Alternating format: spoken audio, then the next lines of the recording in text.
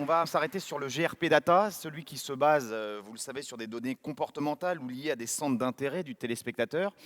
Question ce matin, en quoi l'utilisation de cette data peut-elle être un atout majeur sur le ciblage publicitaire? TF1 Pub, on l'a entendu, avait initié cette démarche, c'était il y a 2 ans. Aux États-Unis, la révolution est déjà en marche, tous les networks s'y sont mis.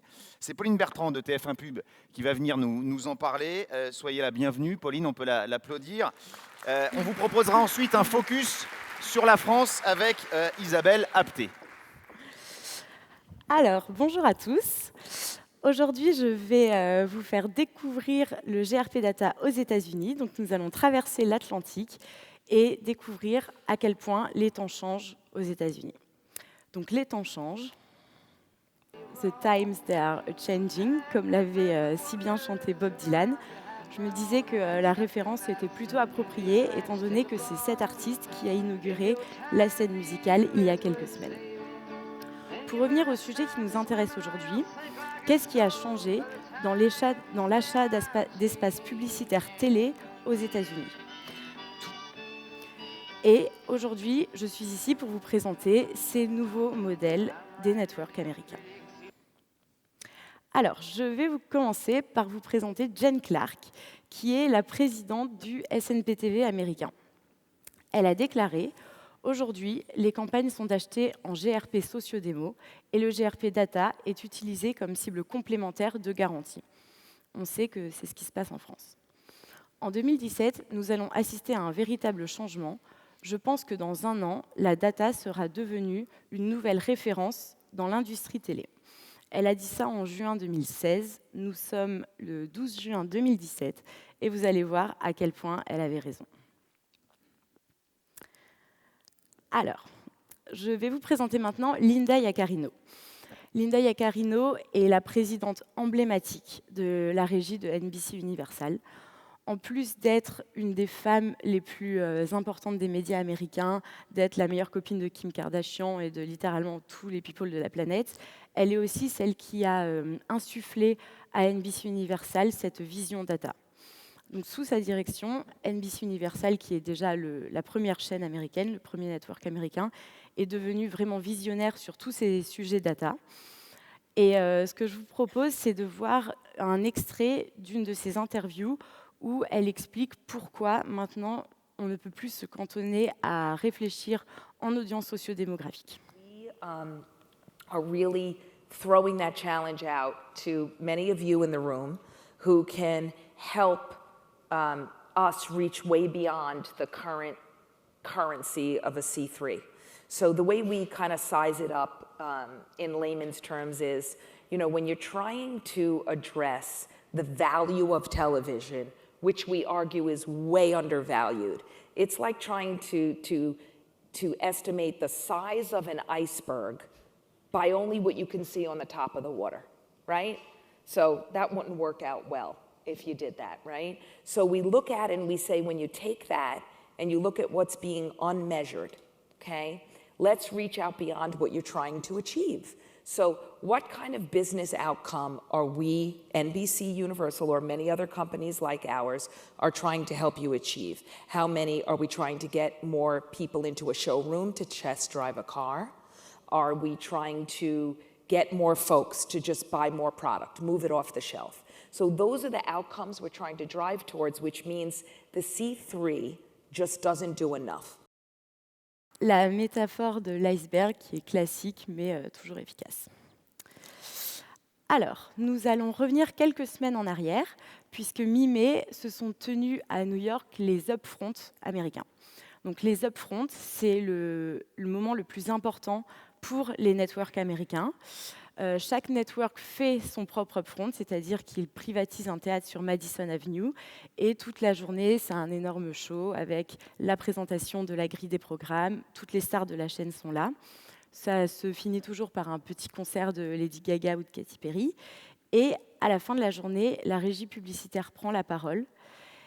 Et suite à ça, un certain nombre d'inventaires publicitaires est mis à disposition et vendu en une après-midi. Donc pour certains networks, jusqu'à 70% de l'inventaire publicitaire est vendu en une après-midi. C'est donc, comme vous l'aurez compris, le moment le plus important pour les networks et les régies publicitaires. Un journaliste américain avait dit que si les deals publicitaires étaient des dîners, les upfronts seraient le dîner de Thanksgiving. Très jolie métaphore culinaire. Cette année, la data était au cœur des upfronts. Dès que la régie a pris la parole, c'était pour en parler.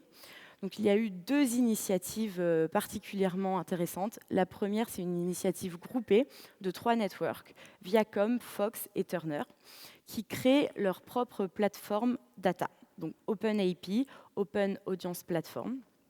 Le but est de se mettre ensemble pour avoir un parc suffisant de data pour créer des cibles data très précises.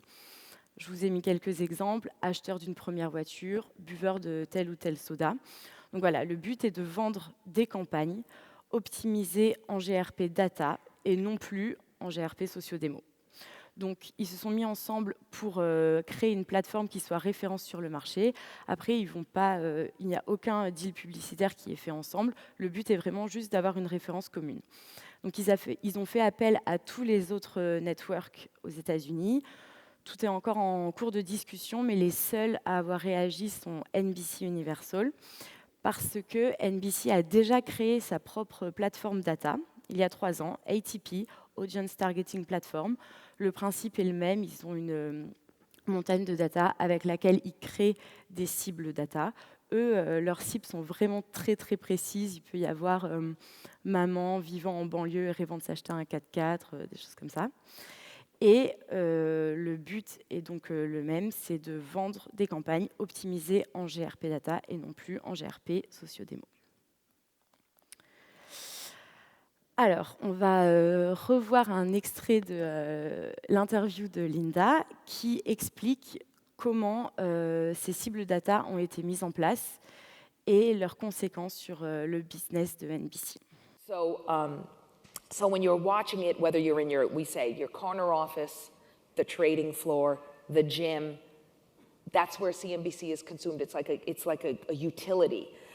We developed a different metric along with a company called Cogent Reports, and we were able to identify the high-income investor, the financial enthusiast, a bunch of other kind of audience segments.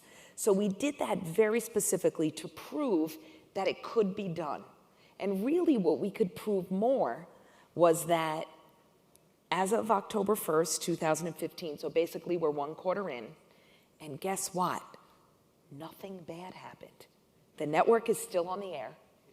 Marketers are still buying it, but there's a little added plus. They're buying audience segments and delivering outcomes that we have skin in the game. We're guaranteeing that they're delivering a new outcome that they couldn't get by the limitations of a C3 rating. So we think that was the first step of convincing the industry that it can be done if we work together. Donc, je vous avais dit qu'elle était charismatique. Je vais revenir rapidement sur les 2 offres data de NBC. La première, c'est celle dont je vous parlais tout à l'heure, c'est ATP, Audience Targeting Platform. Donc ATP, c'est de la publicité linéaire. Nous, on est très souvent en contact avec NBC Universal, qui sont vraiment nos partenaires sur ce sujet data, notamment avec le bras droit de Linda Yaccarino sur ces sujets-là, qui s'appelle Denis Colella et qui est SVP Advanced Advertising Product and Strategy, voilà, qui nous a dit que aujourd'hui, ATP, c'est leur objectif. Pour l'instant, la publicité linéaire, c'est ce sur quoi ils travaillent. C'est donc une plateforme de cible data vendue en coût GRP data garantie. Mais maintenant, ATP, c'est aussi 10% de l'inventaire publicitaire de NBC, ce qui représente $1 milliard. La seconde offre de NBC, c'est ce vers quoi on tend tous, c'est la publicité segmentée, l'addressable TV. Donc, en l'occurrence, NBC appartient au plus gros câble opérateur américain, Comcast, qui équipe plus de 23 millions de foyers. Donc, pour ces foyers-là qui sont équipés Comcast, ils peuvent faire de la publicité segmentée, c'est-à-dire faire un décrochage publicitaire pour viser la personne qui est derrière son poste de télévision. Voilà, donc ça, c'est pour l'instant, ils peuvent le faire 2 minutes par heure parce que c'est ce qu'autorise la législation américaine. Et c'est les next steps de toute cette approche data. Et comme vous allez le voir dans la matinée, nous, TF1 Publicité, c'est un sujet sur lequel on travaille énormément et il y aura une présentation sur ce sujet-là aussi. Voilà, donc je vais finir par vous dire que NBC, qui est le premier network américain, aujourd'hui, les cibles data et les GRP data, c'est 10% de leur inventaire. Mais Denise nous l'a bien dit, cette année, c'est 10%, l'an prochain, ça sera 30%. C'est un chiffre qui va vraiment aller en augmentant. C'est $1 milliard et ce n'est plus du test and learn, c'est la réalité. Et si c'est la réalité chez eux, ça va bientôt être la réalité chez nous, parce qu'on a quand même beaucoup d'annonceurs et d'agences dont le QG est aux États-Unis. Et ce qui tombe bien, c'est que chez TF1 Publicité, on a une offre data que vous connaissez, One Data. Et comme on sent que quelque chose est vraiment en train de se passer en ce moment, on a étendu notre gamme et on a fait ce One Data nouvelle génération que je vais laisser ma collègue Isabelle vous présenter. Merci.